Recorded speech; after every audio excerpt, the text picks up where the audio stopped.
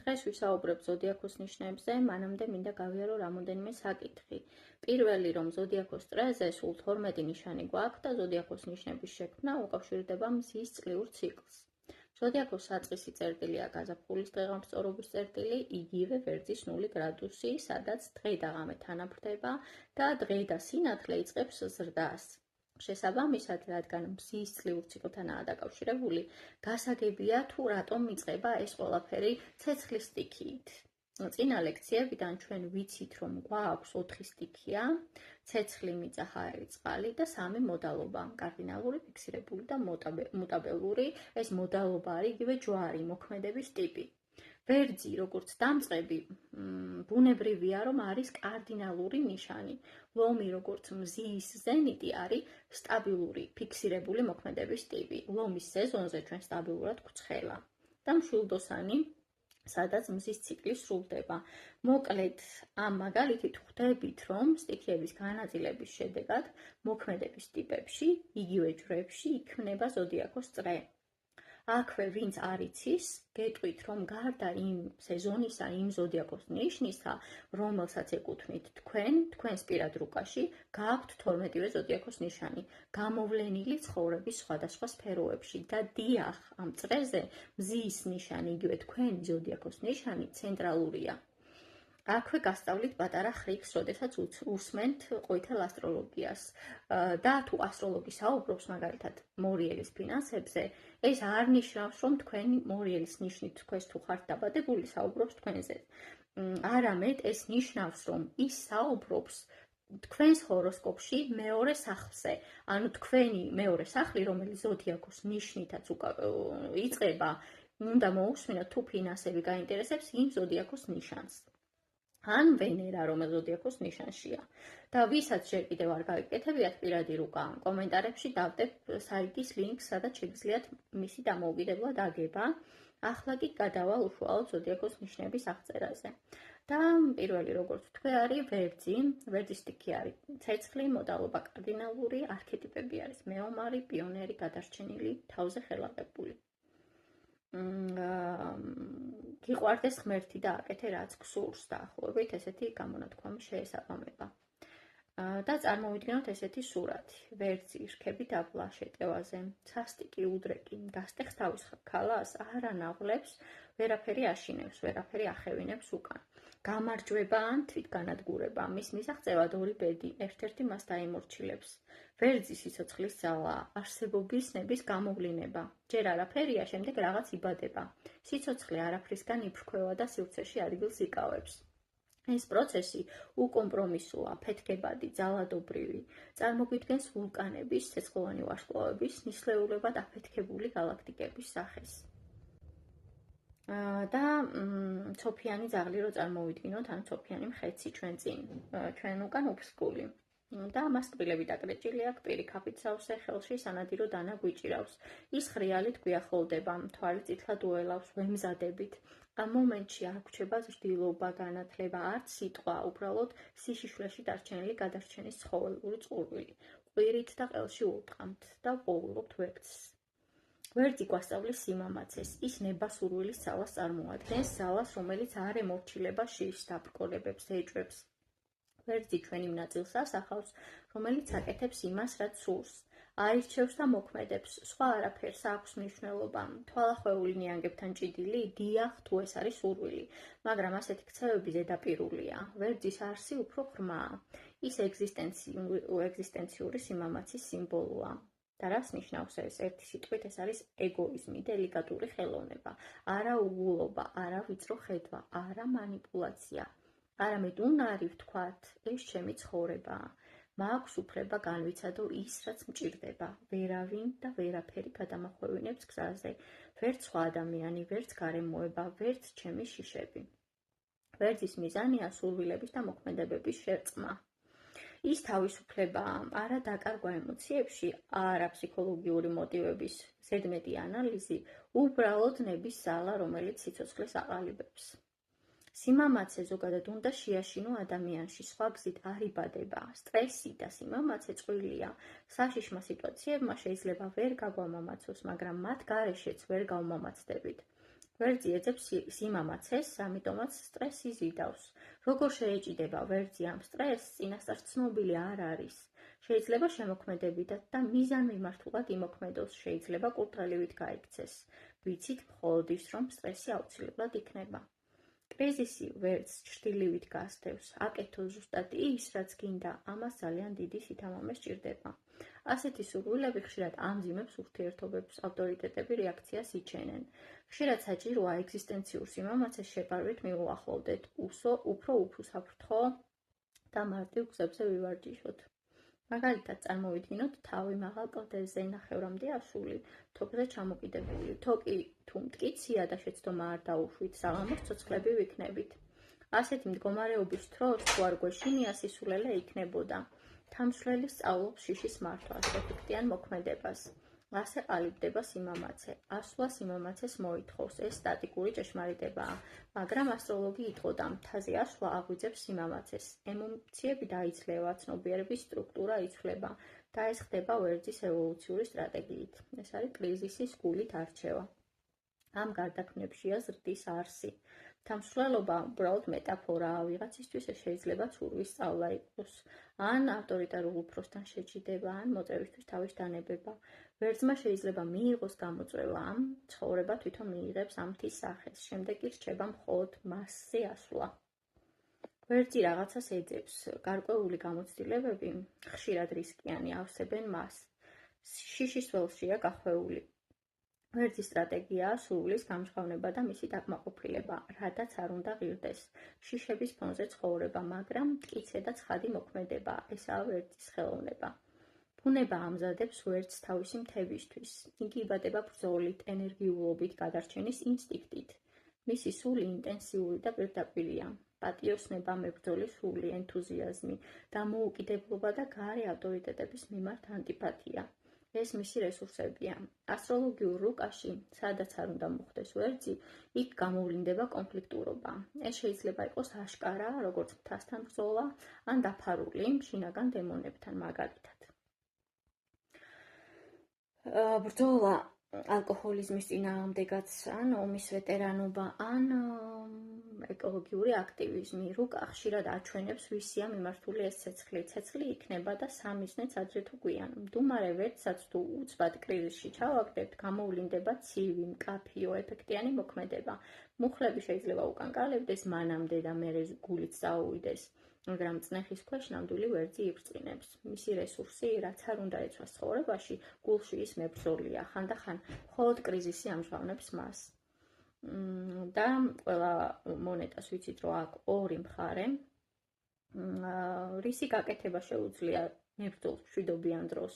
ის ვერ ინარჩუნებს თავის თავს, თუ გარე საფრთხე არ არსებობს. ჯარს მტერი ჭირდება. თუ არ მოიპოვეს, მოიგონებენ. ზოგჯერ საკუთარ ქვეყანას ებრძვიან. იგივე ხდება ვერძთან. ის იბრძოლებს, მაგრამ ვერავინ იტყვის ამ ბრძოლას განვითარება მოყვება თუ უაზრო დაპირისპირება. საბედნიეროდ ნამდვილ მტრებს ცხოვრება გვაძლევს. ვერც ხშირად ხვდება ძლიერი ადამიანები, ვინც მისი თავისუფლების წართმევას ცდილობს. ან გარემოებები, ხანდახან შინაგანი სისუსტეები.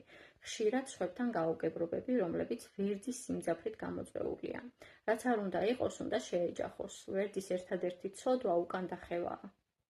როგორც არ უნდა იყოს, ვერძი სტრესი ზიდავს. არჩევანი მხოლოდ იმაშია, რომელი ფორმა მიიღოს ამ სტრესმა. ზრდისთვის საჭირო გამოწვევები თუ უაზრო კონფლიქტების უწყვეტი ნაკადი.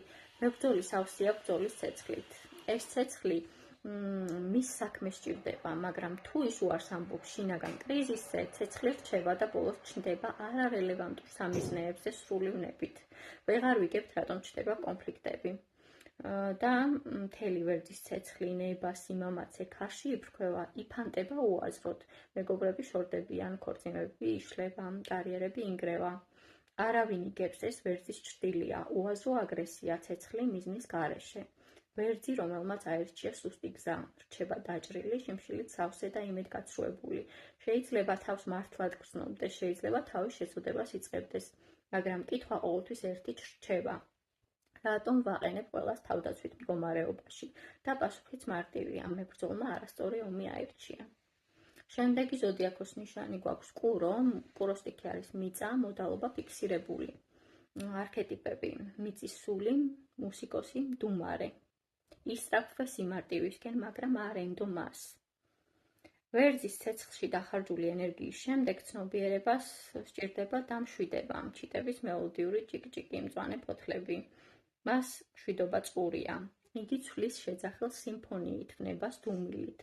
ბრძოლაში ანთებული სული ახლა მიწას წვდება, თესლს, თიხას, თვით პლანეტის ხორცს ეძებს. მისი სიმბოლოა ხარი, არა გაბრაზებული ურჩხული, რომელიც მატადორის წითელ დროშას გააფთრებული მისდევს, არც სასტიკი მხეცი, არამედ მშვიდი, მარტოდ მდგარი აპრილის მუხის ჭრდილში.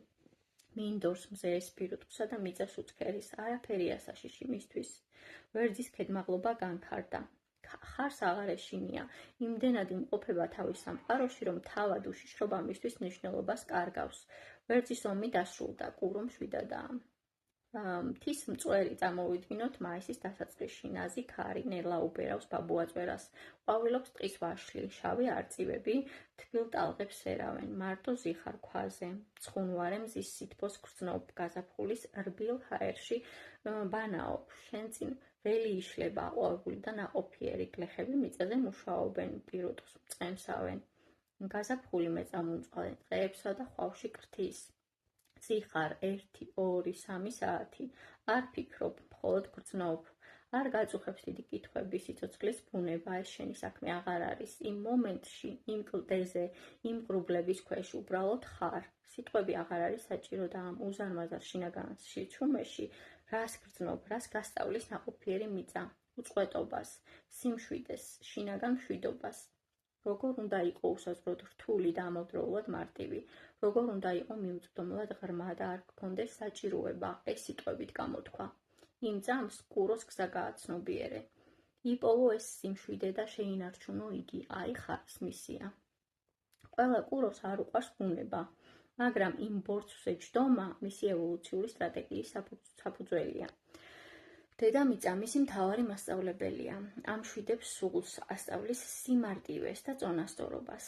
ტყეში გასეირნება, მდინარის პირას ჩუმად ჯდომა, უდაბნოს ბუჩქნარში სეირნობა, კუროს მეტ სიწყნარეს აძლევს, ვიდრე ნებისმიერი ფსიქოთერაპია.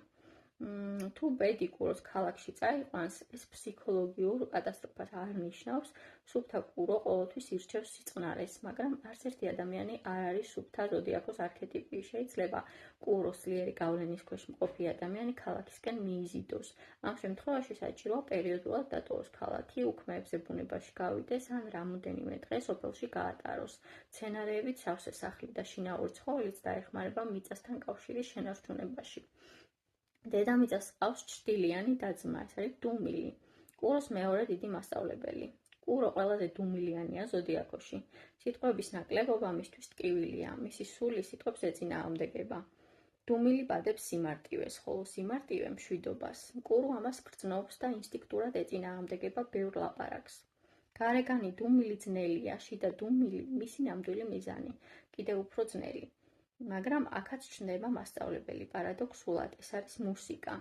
მუსიკით შთაგონებულს გონების ხმა რამოდენიმე წამით ჩერდება. იქნებ ეს ბეთჰოვენია, იქნებ ლედ ზეპელინი, მნიშვნელობა არ აქვს, გონება დუმდება და კუროსთვის ეს ყველაფერს ნიშნავს. მუსიკა გვაჩუმებს, როცა ვუსმენთ, მაგრამ უკეთესად მუშაობს, როცა ვუკრავთ. კუროსთვის ყველაზე ძლიერი ევოლუციური სტრატეგია იმღერო შხაპში ან ჰარმონიკაზე დაუკრა. ასევე შოპენის ეტიუდის შესრულება პუბლიკის წინაშე, ოღონდ ნერვიულობის გარეშე. ყველა ნიშნიდან კურო ყველაზე ფიზიკურია. მას სურს დაამიწოს გონების შფოთვა, ხორცის შეხება, ხელები მიწაში, თითებით ძველი ვიოლინოს შეხება. ეს ყველაფერი მის თვით შესწავლის გზებია. თიხით მუშაობა, ხატვა, სახლის დალაგება, ან ბოსტნეულით დაჭრაც კი სამკურნალო აქტებია. მისი გზა სხეულში გადის, ის არ ცდება სხეულს, იმას ზეიმობს. კუროს ჭირდება შეხება, ეს მისთვის საფუძველია. ის სამყაროს გრძნობს, კანის შეგრძნების, თითების საშუალებით, მხოლოდ გონებით ვერასდროს იგრძნობს. მიწა ფეხქვეშ, მუსიკა ყურებში, პარტნიორის სითბო მის სხეულზე, სიცოცხლის ბუნება, ვინ იცის, ვინღა ფიქრობს იმაზე. ის სრულყოფილი წამია სიცოცხლე. საუბარი მხოლოდ გაასდევს ზმანებას. დრამისადმი უარყოფითი დამოკიდებულება ეჭვის სირთულეების მიმართ ეს კუროს რესურსებია. ინსტინქტურად ეძებს გარემოს, სადაც სიმარტივე და დუმილი მასთან რჩება. სტაბილური სამსახური, საიმედო კავშირები, მოთმინებით პრაქტიკულად კურო ქსოვს მუზას, მის შინაგან სამყაროში შრომა მიმდინარეობს. სტალაგმიტის ზრდასავით ნელა და შეუჩერებლად. კუროსთვის ეს ყველაფერი სიგიჟია, მხრებს იჩეჩავს, ცხოვრობს, სხვასაც აცხოვრებს, სავარჯიშში ჩაძდება, მსხლის ხრაშუნს იგრძნობს, შვილებს შეხედავს, იგრძნობს სახლის სიმყარეს და სხეულის ეფექტურობას და თავისი უსიტყვო სიღრმეში იგრძნობს იმას, რასაც სხვა ვერცერთი ნიშანი ვერ გრძნობს, იგრძნობს მოწიწებას. და ვიცით, რომ ყველა მეტალს ორი მხარე აქვს. მთები და მუხები სიმბოლოებია იმ სიმშვიდისა, რასაც კურო ეძებს, მაგრამ შესაძლოა მიზანი დაკარგოს და ნივთიერი უსაფრთხოება თავის თავში აქციოს მიზნად. ეს არის ხარის ჭრტილი, შინაგანი სიმშვიდის მაგივრად გარე სიმყუდროვის ილუზია, ფული, ქონება, პენსიის გეგმა. უსაფრთხოება სიბრიყვე არ არის, მაგრამ შესაძლოა გახდეს ცრუ ოქრო, რომელსაც კურო ფატალურად მისდევს და თუ ამას შეწირავს თავს, მისი უკვდავისი წყნარი ქრება, რჩება მხოლოდ მოსაწყენი სტაბილურობა. არის გზაჯვარედინი, ადრე თუ გვიან კურო მას წააწყდება. ერთი გზა მატერიალური უსაფრთხოება და სტაბილურობაა, პატიოსანი, მორალური გზა, მაგრამ შესაძლოა თვითგანვითარებისთვის საზიანო, მეორე კი ცვალებადი.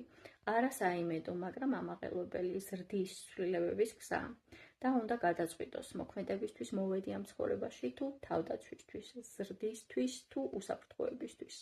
უსაფრთხოება მენტალურ დონეზე ხდება, სტაგნაცია და ეს კუროს სიჯიუტია. როგორც ყველა ფიქსირებული ნიშანი, ის შეუდრეკელია, შესაძლოა გარედან მშვიდი და არამტკიცე ჩანდეს, მაგრამ შიგნით რკინის ნება ბუდობს. ამის წყალობით ყველაფრის მიღწევა შეუძლია, რაც გადაწყვიტა. სიჯიუტე წარმოშობს ვიწრო ერთფეროვან რეაქციებს, შეცდომის დაშვების შიში აფერხებს რწმენის ნახტომებს, იმ ძვირფას გამოცდილებას, რაც სრულყოფილ ცხოვრებას ქმნის. ჩვენ ვითარდებით და ამ გზაზე ჩვენი წარმოდგენებიც უნდა შეიცვალოს. კუროს არ უჭირს, შესაძლოა დარჩეს როგორც მთები და თქვას. დღესაც ის ვარ, რაც გუშინ და ხვალ ვიქნები და აი მაშინ ყველაფერი იკარგება. შემდეგი ზოდიაქოს ნიშანი არის ტყუპების სტიქია, ჰაერი, მოდალობა, ცვალებადი, არქეტიპები, მოწმე, მასწავლებელი, მთხრობელი, ჟურნალისტი. ვინ არიან ისინი? ძმები, დები, სულის მეგობრები, შეყვარებულები? ეს არიან ორი არსება, რომლებიც განუყრელად არიან დაკავშირებულნი, ერთმანეთით გადაცებულნი, ერთმანეთის ამოუხსნელ საიდუმლოებებში ჩაფლულნი, თუმცა ერთგვარი გაუგებრობის კედლით გამოყოფილნი. და რას აკეთებენ?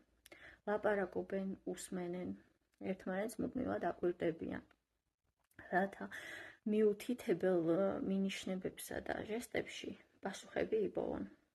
მათთვის არაფერია უმნიშვნელო, არც ერთი წვრილმანი არ რჩება ყურადღებოთ. წარმოიდგინეთ აფეთქება ფაზლების ქარხანაში და ათასობით დაშლილი ფაზლი და ორი გიჟი გენიოსი, ორივე დგანან და იღებენ გამოწვევას, რომ დილისთვის თითოეულს 500 ფაზლი აწყობილი ექნება. ესაა ტყუპები. ნებისმიერ ასტროლოგიურ წიგნში ტყუპების თავში სიტყვა კომუნიკაცია აუცილებლად შეგვხვდება, თუმცა ამ ნიშნის გასაგებად ეს საკმარისი არ არის.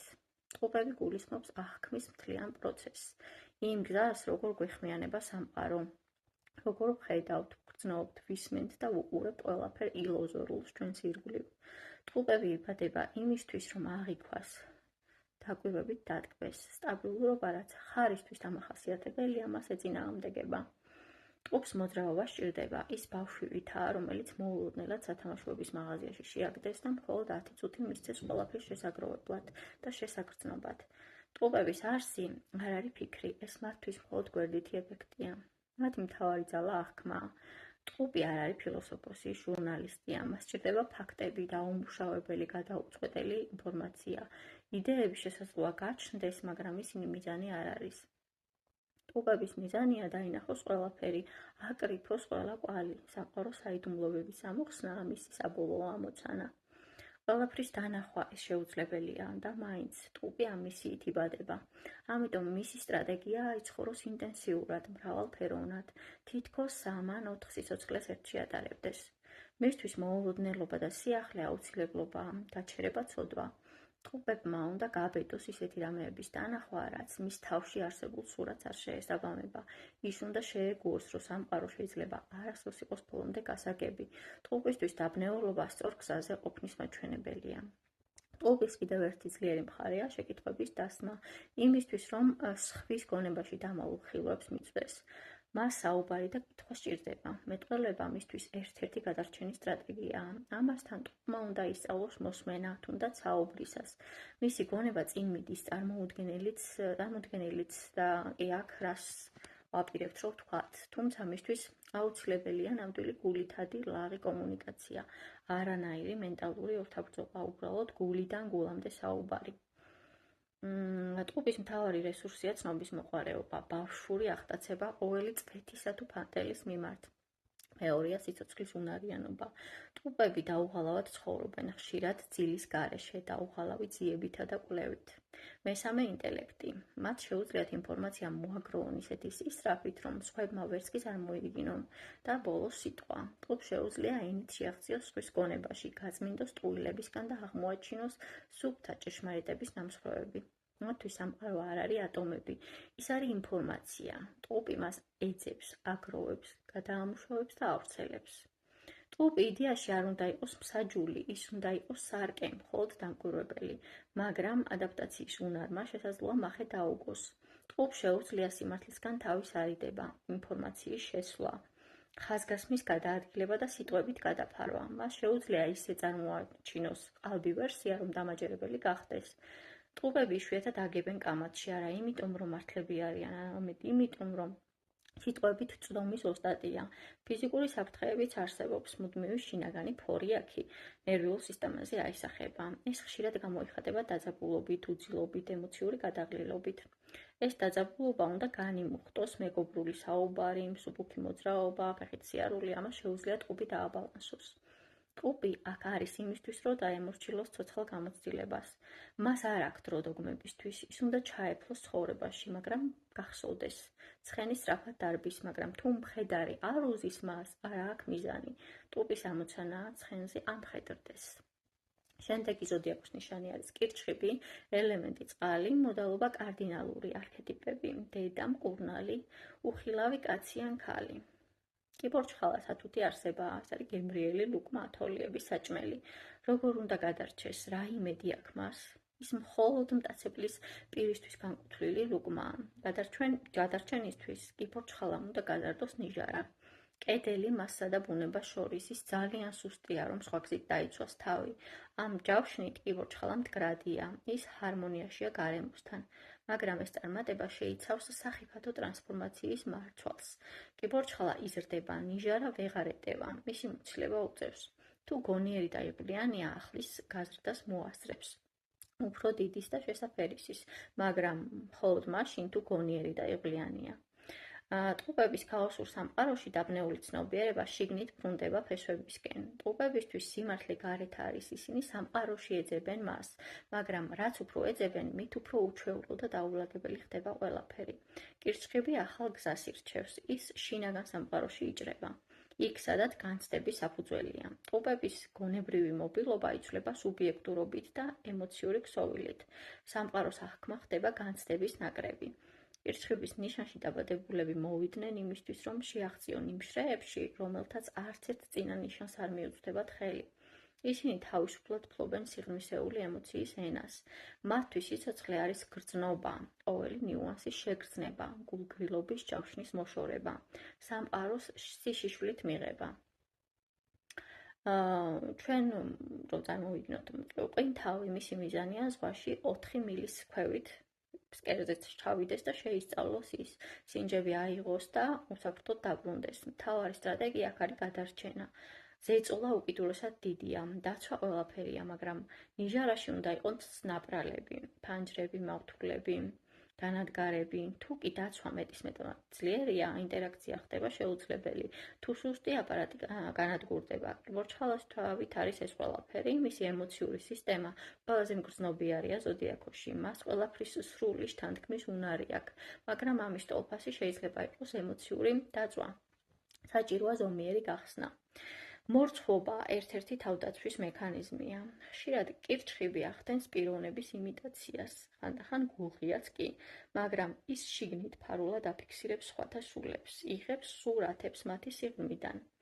თუმცა, კიბორჩხალამ უნდა ისწავლოს ნიჟარის მოცილება, მზიან, შიშველ ადგილზე გამოსვლა, თუმცა ფრთხილად შერჩეულ საზოგადოებაში შესაბამის დროს.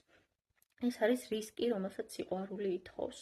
თუ კირჩხიბი ბილეთის გარეშე აღმოჩნდება რომელიმე ავტობუსში, ის უბრალოდ თვალებს დახუჯავს და იწყებს შუახმელეთის ზღაპრულ მოგზაურობას. მისთვის გარე სამყარო სუსტია შინაგან სამყაროსთან შედარებით. მისი მთავარი რესურსი ფანტაზია, სუბიექტურობა, ემოციაა. განსაკუთრებით სიყვარული, როდესაც გრძნობ თანაგრძნობას, მზრუნველობას, სურვილს რომ დაეხმარო, შენი კირჩხიბის მარყუჟი ნათდება. კეთილგანწყობა და მზრუნველობა მისთვის ბუნებრივია, მაგრამ ეს არ ნიშნავს ნიჟარის მოცილებას. ეს დედობრივი სიყვარულია. უნარით დამახასიათებელი, მაგრამ არა განვითარება. ნამდვილი სიყვარული კი გაცილებით რთული და საფრთხილო საქმეა. დედობა კირჩხიბის აღმატებული ფორმაა და იმავდროულად პოტენციური საფრთხე. ის შეიძლება გახდეს ფარდა, რომლის მიღმაც ადამიანი იმალება. კირჩხიბი იზიდავს დაზიანებულ ადამიანებს თავისი ენერგიით, მათ არბილებს აძლევს საშუალებას იდირონ და იცინონ, მაგრამ თუ ურთიერთობაში კირჩხიბი დედის როლში რჩება, თანასწორობა ირღვევა, ურთიერთობა კარგავს სიცოცხლეს. ის აუცილებლად უნდა მოერიდოს იმ სიბრძნით, თანაგრძნობითა და პატიებით დაფარულ ნიღაბს, რომლის მიღმა საკუთარი ტკივილი ხდება უჩინარი. წინააღმდეგ შემთხვევაში მიღებული უსაფრთხოება ხდება მარტოობის ფორმა. ემოციური სიშიშვლე აჩინებს კირჩხიბს, მაგრამ ასევე აშინებს ცვლილება, გამოცდილება, არასტაბილურობა. მისთვის ცხოვრება შეიძლება გახდეს ეს ყველაფერი, ერთფეროვანი, რუტინული და თავი აარიდოს ცვლილებების სიმბოლოებს. შედეგად, მისმა შემოქმედებითმა ნაპერწკალმა შეიძლება ათწლეულები მიიძინოს. შემდეგი ლომის ზოდიაქოს ნიშანი, ელემენტი ცეცხლი, მოდალობა ფიქსირებული, არქეტიპები, მეფე ან დედოფალი, შემსრულებელი, ბავშვი, ჯამბაზი, შემსრულებელი იგივე არტისტი რა. ეხლა წარმოვიდგინოთ, რომ ეს არ არის ლომი, ეს არის როკ ჯგუფი Siouxsie Tიდან, აიოვადან. და მის შემადგენლობაში არის 6 ბავშვი, ენერგიით სავსე, გამოცდილებით ღარიბი და მოულოდნელად ისინი იღებენ კონტრაქტს. ორ თვეში მათ ალბომს ჩარტების მწვერვალები იპყრობს. მათი პირველი კონცერტი Madison Square Garden-ში ტარდება და დარბაზი გადაჭედილია. ათასობით თვალი სცენას აკვირდება. კულისებში მუსიკოსები შეშინებულები არიან. პეპლები მუცელში, სცენის შიში. გამოდიან შუქზე, მუხლები უკან გალებთ. მთელი ყურადღება მათსია. პირველი აკორდები ჟღერს, ხმის ინჟინერი ბოლომდე აწვდის დონეს და მაყურებელი ფეხზე დგება და სუკრავს. ბენდის თვალები თებშებივით ფართოვდება. მათ ესმით გზავნილი ყველას უყვარხართ, ისინი უფრო გულმოდგინედ უკრავენ. მაყურებელი გაგიჟებულია, ბენდი იღებს ამ ენერგიას და უკან უბრუნებს. სულ ცოტა ხანში აღარავინ ფიქრობს მათზე. წინა ნიშანში, ეს არის კირჩხიბი, ცნობიერება შიგნით ბრუნდება, გონების ხრმა, მოციმციმე ფენებში იძირება, იქ ხდება სიზმრები, მოგონებები, ფანტაზიები და ყურადღება უკიდურესად სუბიექტური ხდება. ლომი ამ შინაგანი ფაზის საპირისპიროა, კირჩხიბისგან გამდიდრებული და განაყოფიერებული, სიცოცხლე უკვე ახლა გარეთ გამოხატვას ითხოვს. თუ კირჩხიბში ლავა ნიჟარაში ცხელდებოდა, ლომში ის ვულკანივით უნდა აფეთქდეს, ყოველგვარი სიმდაბლით. გამოხატვა, ეს არის ლომის გასაღები. გონების შინაარსი ხილული უნდა გახდეს. არაფერი უნდა დარჩეს წარმოსახვის საპატიმროში. ყველაფერმა უნდა მიიღოს ფორმა. ყველაფერი უნდა გამოითქვას. ლომისთვის საჭიროა დატოვოს თავისი შიგნითა სამყაროში და რეალურ სამყაროში დატოვოს კვალი. ლომის მისიაა შექმნას, გამოხატოს თავისი შინაგანი მდგომარეობა გარეთ, ისე რომ სხვამაც იგრძნოს მისი გული და ბოლოს გამოიმუშაოს სტილი, რომელიც გულწრფელია, უშუალოა, გაშლილი ხელივით ნათელია. მისი ქცევა უნდა იყოს ზუსტად ისეთი, როგორიცაა მისი შინაგანი სახე. როგორც ტანზე მჭიდროდ მორგებული ბალერინის კოსტიუმი. ლომის საბოლოო მიზანი პერსონალურობის განვითარებაა. ლომმა უნდა ისწავლოს, როგორ თქვას დიახ ცხოვრებაზე. მისი გზა პოზიტიური გზა, წვრილმანი ჭირვეულობა, ეჭვიანობა, პეწიობა, ყველაფერი უნდა განიდევნოს. შიშსა და უნდობლობას არა აქვს ადგილი მის ლექსიკონში. ყველაფერი, რაც აფერხებს მის თვითგამოხატვას, უნდა მოიშოროს. და თუ დასცინებენ, არაფერია, ლომმა მაინც უნდა გამოაცხადოს, ცხოვრება მიყვარ ხარ, გზე იმობ, არ მეშინია შენი. სულიერ გზაზე ხშირად გვესმის ეგოს გადალახვა მიზანი, მაგრამ ლომი სხვა გზაზეა.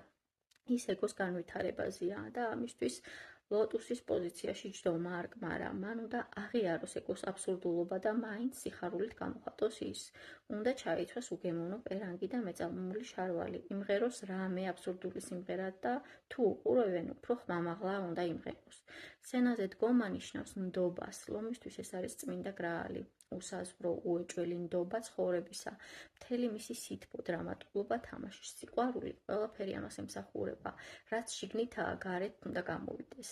და თუ ლომი მართლა თავისი გზით მიდის, მას არ ანავლებს შეფასებები. საჯაროობა და შემოქმედება, პოეზია, მხატვრობა, დიზაინი, ლომისთვის შესანიშნავი გზებია საკუთარი თავის გამოსახატად. მაგრამ ის კიდევ უფრო ანათებს, როცა ავანსცენაზე დგას, ცეკვა, სიმღერა, მოთხრობა, განსაკუთრებით თეატრი, მისი ბუნებრივი ტერიტორიაა. იქ რეაქცია მყისიერია, ენერგია გადის და მაშინვე ბრუნდება, მაგრამ თვითგამოხატვა მხოლოდ ხელოვნება არ არის. თუ ვინმეს გავლენა აქვს ორგანიზაციაზე, ღონისძიებაზე ან ადამიანზე, ეს ლომის საქმეა. ნებისმიერი გზა, რომელიც სამყაროში ჩვენი ინდივიდუალობის კვალს ტოვებს, მისიაა ლომისთვის. ლომის ცეცხლი უნდა გაიფრქვეს სპონტანურადაც. უბრალოდ თამაში ბავშვურად, მოუმზადებლად ევოლუციური გზაა ამ ნიშნისთვის. ბავშვის გულწრფელობა და ხალისი მისი ჭეშმარიტი სახეა. ძველ ასტროლოგებში ლომი მეფის სიმბოლო იყო.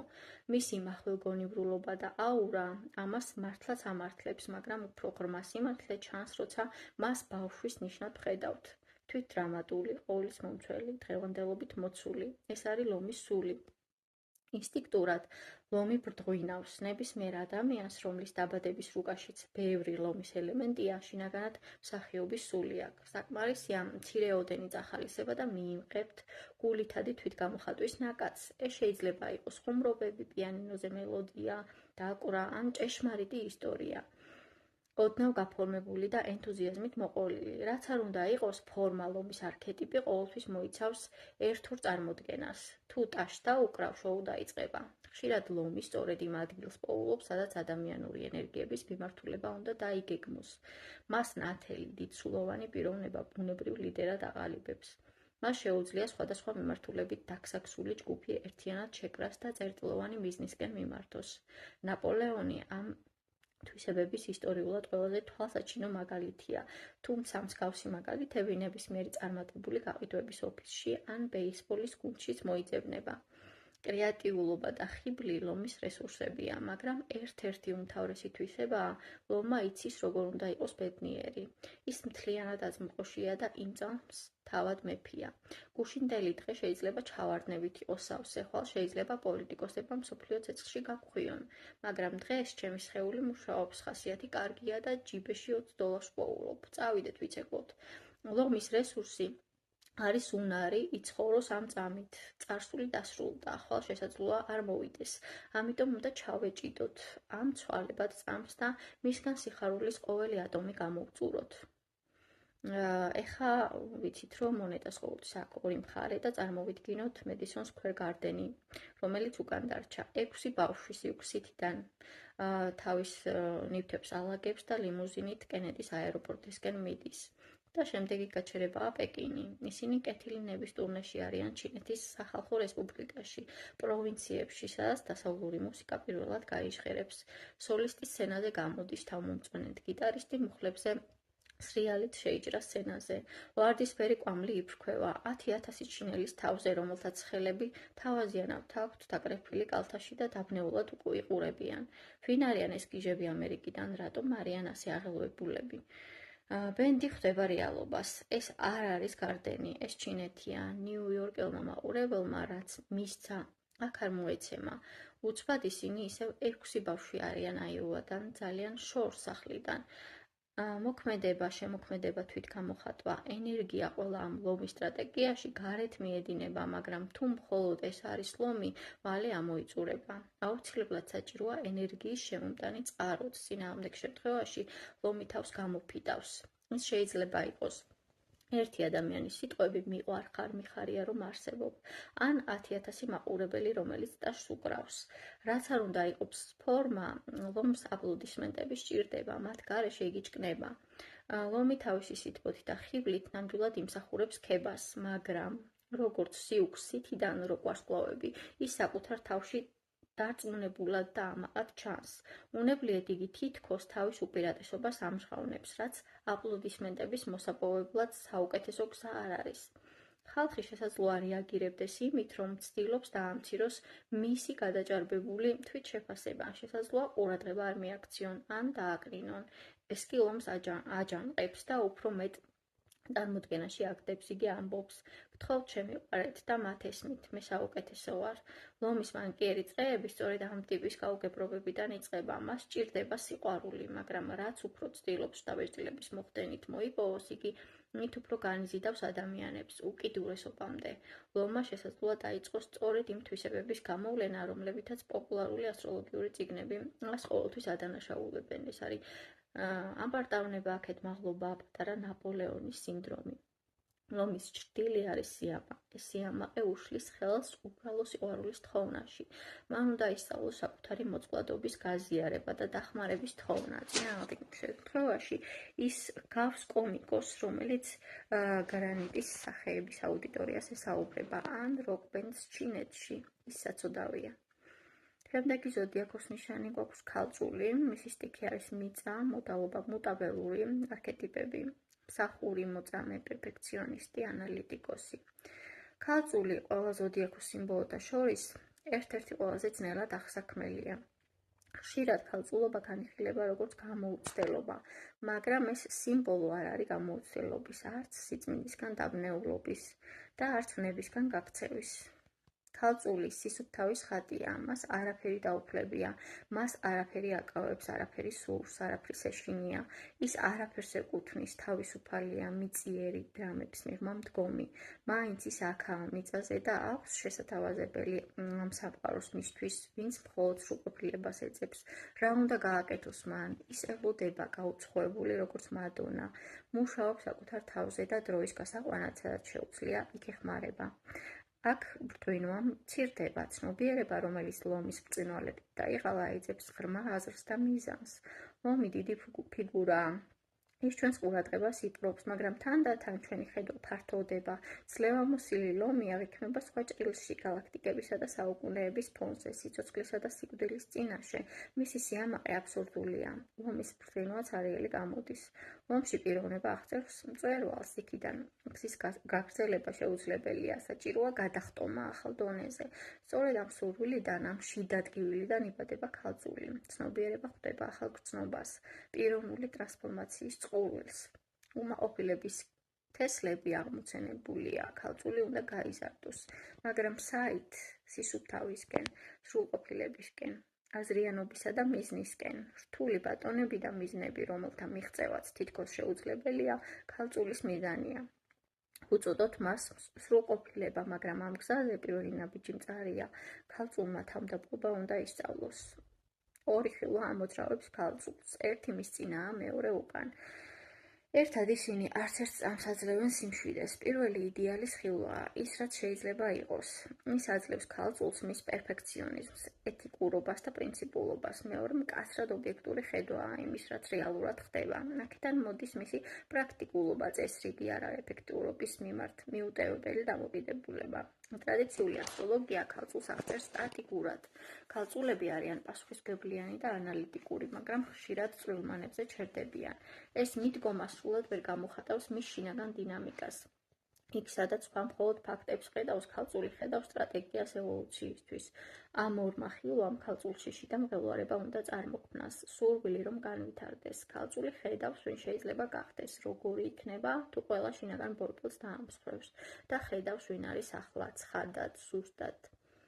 სასტიკი სიმართლით. არც ერთი ნიშანი არ ახდენს საკუთარ ანალიზს გულწრფელად. პოპულარული ასტროლოგია ხშირად გულგრილად აღწერს ქალწულს. ქალწულები კარგი ბიბლიოთეკარები და ბუღალტერები გამოდიან. მათ შეუძლიათ გაუძლონ ერთფეროვნებას. ქალწული მიიჩნევა მოსაწყენ ნიშნად, წვრილმანებზე ორიენტირებულად და უცნაურად. მაგრამ სინამდვილეში ერთ-ერთი ნიშანი არ არის უფრო ამაღელვებელი. იმიტომ რომ არცეც არ სურს ისე სწრაფად გაიზარდოს. მისი პერფექციონიზმი მას უბიძგებს ცვლილებებისკენ და მისი პრაქტიკული რეალიზმი აძლევს მას ამის შესაძლებლობას. თუ ქალწულის სტრატეგია ამით შემოიფარგლებოდა, ის ყველაზე ეგოისტური ნიშანი იქნებოდა. ყველაფერი მის ირგვლივ იქნებოდა, მე ჩემი ზრდა, ჩემი პრობლემები. ეგოიზმი სულაც არ ნიშნავს ქედმაღლობას. აკვიატებული თვითანალიზი იმდენად აყენებს საკუთარ თავს ცენტრში, რამდენადაც მესიას კომპლექსი. ქალწული ამ ახეში არ ებმება, მისი პიროვნების მეორე განზომილება ამ ბალანსს იცავს. ეს მსახურის არქეტიპია. ძველი ასტროლოგებისთვის ქალწული მოიაზრებოდა როგორც მონური სამსახურის სიმბოლო.